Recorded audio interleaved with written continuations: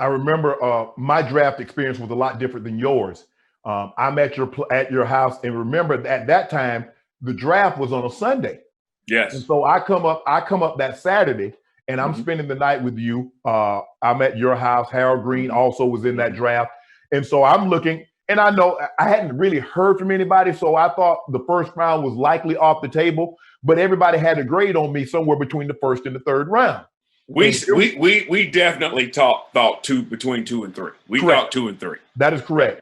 And then all of a sudden, the day Harold gets a call, Harold gets drafted in the second round. He's going to Cincinnati, and all that. Corey Miller goes in the fourth, fifth round to New York, something like that. Sixth round, yeah. And so I don't get a call, and I go upstairs, and I remember you coming in the room.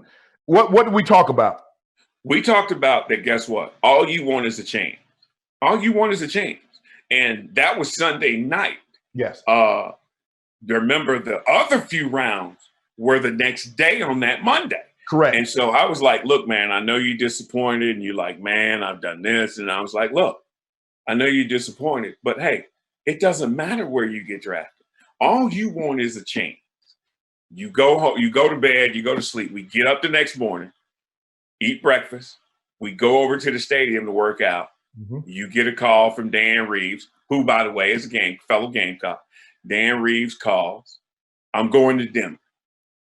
Well, I thought you going to Denver, you now in the NFL, I thought that was a great thing. I didn't realize you going to Denver, being in the NFL, I was still paying all your bills. So it was kind of a twofold thing for me, because I'm like, how is he in the NFL and I'm paying all his bills and he in the same place, that same league I'm in?